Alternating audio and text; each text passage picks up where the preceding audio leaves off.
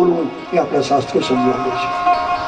સત્યમ બ્રૂયાત પ્રિયમ બ્રૂયાત ન બ્રૂયાત સત્યમ અપ્રિયમ પ્રિયંચ નામૃતમ બ્રૂયાત એસ ધર્મ સનાતન. સનાતન ધર્મ કહે કે સત્યમ બ્રૂયાત, હંમેશા સાચું બોલવું. કેવળ સાચું બોલો નહીં, પ્રિયમ બ્રૂયાત, સત્યની સાથે પ્રિય પણ હોવો જોઈએ. એવું સત્ય પણ ન બોલજો કે બીજાના દિલમાં ખૂચે, બીજાને આમ ઘા કરે, કોઈના કાળજાના કટકા કરી નાખે. એવું સત્ય પણ એક બાજુ મૂકી દેજો, એની જરૂર નથી. ન બ્રૂયાત સત્યમ અપ્રિયમ, મનાઈ કરી અપ્રિય સત્ય ક્યારે ન બોલજો. અને એવું પ્રિય પણ ન બોલજો કે જે ખોટું હોય, જૂઠું હોય. પ્રિયંચ નાંદતમ બ્રૂયાત એસ ધર્મ સનાતન. કેટલી દિવ્ય વાતો આપણા ઋષિઓએ બતાવી છે. એટલે કેવું બોલવું એ પણ સમજાવે છે. રામાયણમાં પણ તમે સુંદરકાંડની પહેલી જ ચોપાઈ જુઓ.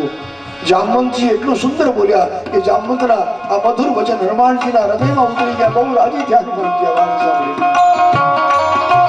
जामवंत के बचन सुहाए, जामवंत के बचन सुहाए, जामवंत के बचन सुहाए, जामवंत के बचन सुहाए। सुनि हनुमंत हृदय अति भाए, सुनि हनुमंत हृदय अति भाए, सुनि हनुमंत हृदय अति भाए, सुनि हनुमंत हृदय अति भाए। तब लग तुम परिखे मोहि भाई, तब लगी तुम परिखेहु मोहि भाई। सही दुख कंद फूल फल खाई, सही कंद फूल फल खाई। जब लगी आवो सीता ही देखी, जब लगी आवो सीता ही देखी। होई हर्ष विशेष, होई काज मोहि हर्ष विशेष, होई काज कोई हर्ष विशेष।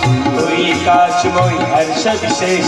यह कई नाई सबन कहु माथा, यह कोई नाई सबन कहु माथा। चले हरस सिंह धरि रघुनाथा, तले हरसिय धरि रघुनाथा। सिंधु तीर एक भूधर सुंदर,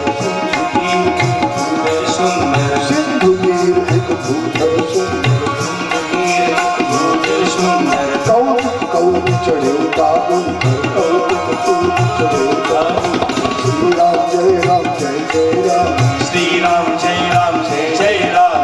जय सिया राम बोलो जय सिया राम, जय सिया राम बोलो जय सिया राम। श्री राम जय राम जय जय राम। श्री राम जय राम जय जय राम। બોલવું કેવું સુંદરકાંડની પહેલી ચોપાઈ સમજાવે છે. જામવંત કે વચન સુહાય અને સુનિ હનુમંત હૃદય અતિ ભાવે. અવૃદ્ધ પુરુષ, આખી સેનાના સૌથી વડીલ અનુભવી માણસ જામવંત જ્યારે બોલ્યા, એમના એટલા સુંદર મધુર વચન હનુમાનજી મહારાજને ખૂબ ગમ્યા છે. હૃદય અતિ ભાવે એમ લખ્યું. આ સાચી વાણી કહેવાય. એ કેવી મધુર વાણી હશે કે હનુમાનજી જેવા જે વિદ્યાવતામ બુદ્ધિમતામ વરિષ્ઠમ છે, જ્ઞાનીઓમાં શ્રેષ્ઠ, એ પણ બહુ રાજી થયા છે કે આ બહુ સારું બોલ્યા છે. એટલે બોલવાની આપણે ત્યાં મનાઈ નથી, પણ બકવાસ કરવાની મનાઈ કરી છે. મિથ્યા પ્રલાપ કરવો નહીં, મિથ્યા વાણી બોલવાથી કોઈ લાભ નથી, નુકસાન ઘણું છે. ઈશ્વરે જીભ આપી છે, જરૂર બોલજો, પણ કેવું બોલવાની સુંદર વાતો છે. આપણા સંતો, આપણા મહાપુરુષો ભગવાનની જ્યારે વાતો કરતા હોય વર્ષો સુધી આપણે એને વિસરતા નથી. એ કદાચ ભગવાનમાં લીન થઈ જાય, શરીર શાંત થઈ જાય પછી પણ આપણે યાદ કરીએ કે કેવું સરસ બોલતા. ગુજરી ગયા પછી પણ માણસ યાદ કરે. વાણી ઉપર તો જીવનનો આધાર છે. એટલા માટે સંતો કહે કે વાણી અને પાણી આ બેને હાંચવજો અને વેડફી ન નાખજો. વાણીને વેડફી નાખશું તો મૂંગા થવું પડશે. બીજે જન્મે વાણીની આ શક્તિ નહીં મળે. જીભ મળશે પણ બોલવાની શક્તિ નહીં મળે. અને પાણીને ખોટા વેડફશું તો પછી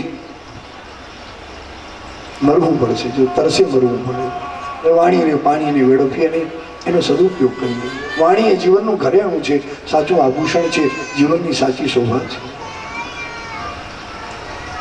પ્રાયસો બહુ જલ્દિકા ધૂંધુલી, એને સારું બોલતા નથી આવડતું, બહુ બકવાસ કરે છે. સુંદરી છે, સારા કુળમાં જન્મેલી છે, પણ ઘણી બધી કુટેવો એની બતાવી છે. એક કજિયા કંકાસ કરનારી બાઈ છે, ઝઘડાળુ એનો સ્વભાવ છે, ઝઘડાખોર છે. કોઈની સાથે દોસ્તી નથી કરતી, દરેકની સાથે લડ્યા કરે છે, ઝઘડ્યા કરે છે. કલહ પ્રિય છે. આત્મદેવ મહારાજ કૃષ્ણ પ્રિય છે, પણ આ કલહ પ્રિય છે, ઝઘડો વાળો લાગે.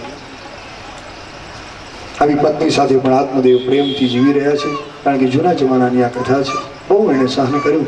એક તો પત્ની આવી મળી, એમાં એકે સંતાન થતું નથી. આત્મદેવ કંટાળ્યા. એક દિવસ ઘરબાર છોડી દૂર દૂર જંગલમાં ગયા. એક સરોવરના કિનારે બેઠા છે, આંખમાં આંસુડા ભરાણા છે. અરે મેં કયું પાપ કર્યું હશે કે મારે ત્યાં સંતાન થતું નથી, પારણું બંધાતું નથી. એક તો પત્ની ગજિયાળી મળી છે, દિવાળી બેન નથી મળ્યા, ગજિયાળી ભાઈ મળ્યા છે, હંમેશા ઝઘડ્યા કરે છે. એ બધું સહન કરું છું, એમાં સંતાન નથી. એકાદ સંતાન હોત તો એની સાથે બેઠો બેઠો જ્ઞાન ચર્ચા કરત, પણ જરૂર મારું કંઈક પાપ મને નડે છે. રુદન કરતા બેઠા છે. એક વખતે અચાનક સંત પધાર્યા, આત્મદેવ ચરણોમાં પડ્યા, સંતને વિનંતી કરી કે આશીર્વાદ આપો, મારે ત્યાં એકાદ દીકરો થાય. સંત એના ભાગ્યની રેખા જોઈ. જ્ઞાની પુરુષ જાણી ગયા કે મહારાજ તમારા ભાગ્યમાં પુત્રનું સુખ નથી. આ જન્મે તો ઠીક, પણ 7 જન્મ સુધી તવ પુત્રો નહીં જન્મ, 7 જન્માવધિ તવ પુત્રો નહીં જન્મ, 7 જન્મ સુધી તમને સંતાનનું સુખ નહીં મળે. મહારાજ ચરણોમાં પડ્યા, ખૂબ રડ્યા છે. ગમે તેમ કરો, દયા કરો. સંતને દયા આવી, કારણ કે સંતોનો સ્વભાવ કરુણામય હોય છે. બીજાના આંસુડા ક્યારે જોઈ શકતા નથી. પોતાના ઉપર ગમે એટલા દુઃખના ડુંગર તૂટી પડે, સંતો સહન કરે, પણ બીજાના બે ચાર આંસુડા જુએ, હૃદય પીગળી જાય. જોડીમાં હાથ નાખી ફળ કાઢીને આપ્યું. આત્મદેવ લ્યો મહારાજ, આ ફળ લઈ જાઓ, તમારી પત્નીને ખવડાવજો, જો એ ફળ ખાશે જરૂર પુત્ર થશે. આત્મદેવ રાજી થયા છે. મહારાજ ફળ લઈને ઘરે આવ્યા. ધૂંધુલીને કેમ લે, આ સંતનું ફળ છે, એને પ્રસાદી આપી છે. પણ આ ધૂંધુલીબાઈએ ફળ ખાધું નથી. કથા બહુ પ્રસિદ્ધ છે. સખી બેન એને મળવા આવી. ધૂંધુલીએ ફળ બતાવી, મારે આનું શું કરું, મારે ખાવું નથી, મારાથી આ પ્રસૂતિની પીડા નહીં સહન થાય. આ વગર ફળ ખાધે કંઈક સંતાન મળે એવું તું કંઈક મને દેખાડે. ધૂંધુલીની બેન એના કરતા ચઢેવી હતી. બધી જ વાત કરી કે આ ફળ તો ગાયને ખવડાવી દે, આંગણે ગાય ઊભી છે ને, એ જો વિયાય તો માનજે કે આ સંતે આપેલી પ્રસાદી સાચી છે. હવે સંતાન ક્યાંથી કાઢવું? મહારાજ પૂછે શું જવાબ આપો? તો કે મહારાજ બહુ ભોળા છે. મહારાજ પૂછે તો કહી દેજે ફળ મેં ખાઈ લીધું છે. 9 મહિના તારે નાટક કરવું પડશે. અને આ ભાઈ નાટકમાં તો બહુ પાવરથી છે, બહુ હોશિયાર. બે બહેનો ભેગા મળ્યા, બધું નક્કી કર્યું. ધૂંધળીની બેને કહ્યું હું પણ માં બનવાનું છું, મારે ત્યાં જે સંતાન થશે હું તને આપીશ. તમારી પાસે ધન ઘણું છે, સંતાન નથી. અમારી પાસે સંતાન ઘણા છે, ધન નથી. તું મારા પતિને થોડું ધન આપજે, અમે અમારું સંતાન તને આપશો. બે બહેનોએ નક્કી કર્યું. ઓલું જે ફળ હતું એ ગાયને ખવડાવી દીધું છે. 9 મહિના આ ધૂંધુલીએ નાટક કરી પોતાના પતિદેવને છેતર્યા છે. એ ખાઈ પીને બસ આરામ કરે, હું માં બનવાની છું, મેં પેલું ફળ ખાધું છે, પણ ખરેખર એને ફળ ખાધું જ નથી. આ બાજુ એની બેનને ત્યાં દીકરાનો જન્મ થયો છે. નક્કી કર્યા પ્રમાણે લાખો રૂપિયા ધન આપ્યું છે, લાખોની સંખ્યામાં. રાતોરાત એ દીકરો ધૂંધુલીને ત્યાં પહોંચાડી દીધો. સવાર પડતા જાહેરાત કરી, મહારાજ આપણે ત્યાં પુત્રનો જન્મ થયો છે. ખરેખર ધૂંધુલીએ કોઈ દીકરાને જન્મ આપ્યો જ નથી. લાખો રૂપિયા આપી બેનનો દીકરો પોતાને ઘરે લીધો છે, ખરીદ્યો છે આ દીકરાને. અને ખરીદેલું આ સંતાન કેવું, ધૂંધુલી કેવો ભાગ્યો, તમે વાંચજો, આમાં સાંભળશો તો ખ્યાલ આવશે. ભયંકર થયો છે માણસ. આ બાજુ એકાદ મહિના પછી ગાય વિયાણી છે. વર્ષો પછી ભાગવતમાં લખ્યું કે ગાયને ત્યાં પણ કોઈ વાછરડો નથી જન્મ્યો.